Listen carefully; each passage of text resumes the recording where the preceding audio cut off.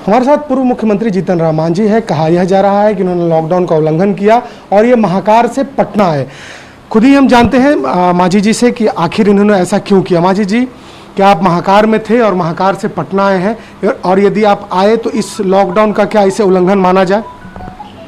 देखिए, 20 तारीख के बाद कहीं न कहीं कुछ काम करने का छूट मिला था। उसमें बिहार विधानसभा का भी जो अध्यक्ष महोदय हैं उनसे हमारी बात हुई। उन्होंने भी कहा कि 20 तारीख से विधानसभा का सचिवालय खोल दिया गया है, सब खुला है। तो नेचुरली कमेटी की बैठक होगी। कमेटी की बैठक में सभी माननीय सदस्य आते हैं, तो आप भी बैठक कर लीजिए। हमने उन्हीं के आदेश के आधार पर अपना सेक्रेटेरिएट से बात किया। सेक्रेटेरिएट ने डेट दिया कि 22 तारीख और 29 तारीख 2 दिन इसको रखा जाए, और इसी के आलोक में 22 तारीख को हम पटना आए हैं और आज हैं यहाँ, फिर बैठ जा रहे हैं। मेरा कहने का मतलब है कि हम जो लॉकडाउन है, सारे नियम और जो शिथिल किया गया है उसको पालन करते हुए।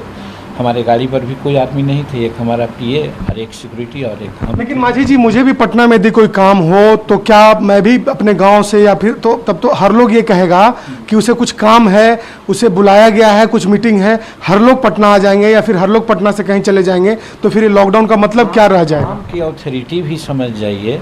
आप एक झूठ बोलिएगा, सत्य बोलिएगा कि हमको अमुक काम है, लेकिन जो बिहार विधानसभा की मीटिंग का नोटिफिकेशन है, गजट है, उसको तो बहाना नहीं माना जा सकता है। आपका परिवार या किसी का परिवार कहीं मर गया हो, उसके डेड बॉडी के लिए जाता है, तो वो तो कोई बहाना नहीं है।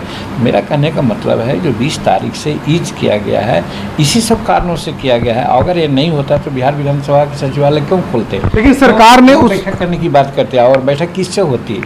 सवाल ये है कि बैठक किससे होती? अध्यक्ष रहता है, सदस्य लोग रहते हैं, तो कोई ज़रूरी नहीं है कि सब पटने में लॉक हैं। अपने अपने क्षेत्र में भी, अपने गांव में भी हैं। हम 22 तारीख को हम गए हुए थे अपने क्षेत्र में, 23 को, फिर हम अपने गांव में थे। आज मीटिंग हुई, चले आए हैं, फिर पुनः हम जाएंगे। और तो कहने का मतलब ये लॉकडाउन का कोई भंग करना या उसको तोड़ना नहीं माना जाएगा। मांझी जी, लेकिन सरकार ने एक परफॉर्मा तैयार किया है कि आप एक आवेदन कीजिए और आपको जिला प्रशासन के द्वारा अनुमति दी जाएगी, सरकार के द्वारा अनुमति दी जाएगी, तभी आप जा सकते हैं। तो आप अनुमति भी ले सकते थे, क्या आपने ऐसा कोई अनुमति लिया?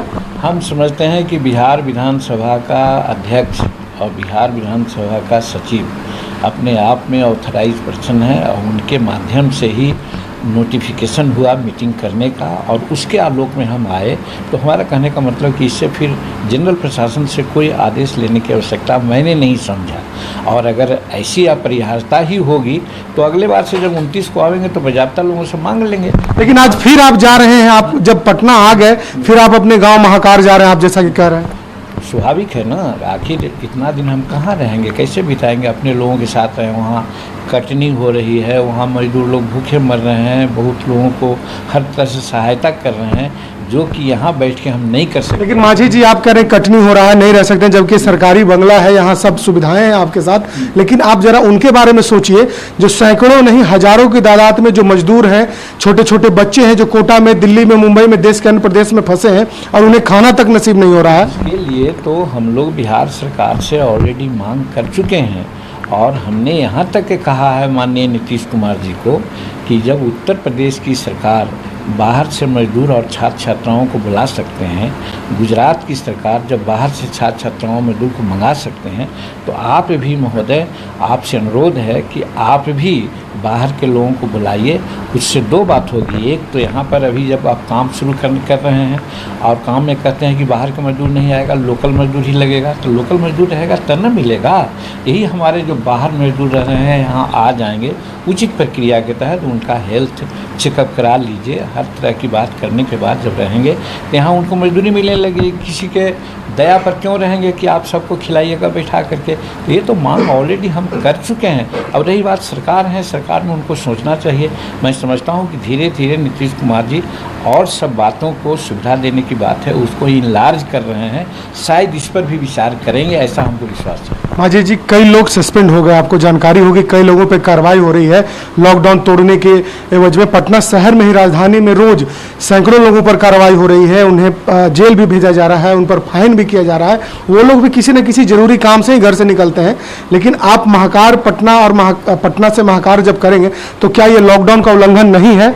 हम कहते हैं कि अगर मान लीजिए कि लॉकडाउन का उल्लंघन माना जाएगा तो विधानसभा के अध्यक्ष और विधानसभा के सेक्रेटरी से बात करें। अगर वो नोटिफिकेशन नहीं होता, उनका आदेश नहीं होता तो हम नहीं आते।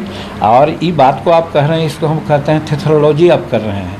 आम लोगों की बात, विधायक की बात, सभापति की बात और अन्य लोगों की बात जो कह देगा कि हम फलना काम के लिए जा रहे हैं और वो लॉकडाउन नहीं तोड़ेगा, और हम जब बजाबता नोटिफिकेशन और गजट के साथ आए हैं तो लोग उसको और इसको दोनों को एक पैमाने पर आप तोड़िएगा।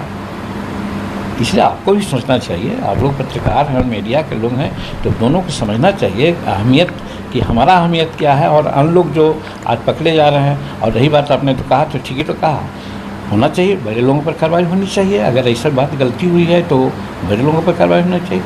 अगर अध्यक्ष महोदय नहीं कहते, अगर नोटिफिकेशन नहीं होता तो हम नहीं आते। इतनी महत्वपूर्ण बैठक थी कि लॉकडाउन में आपको महाकार से पटना आ जाना पड़ा? बिहार विधानसभा की जो समितियां होती है उसकी बैठक महत्वपूर्ण हुआ करती है। फिर जाना भी जरूरी है महाकार आपको आज? हाँ, जनहित में हमको जाना होगा। वहाँ पर सैकड़ों लोग अपेक्षाएं करते हैं साथ में रह करके लॉकडाउन कैसे मेंटेन किया जाए, कैसे आप अपना स्वास्थ्य को ठीक रखिएगा।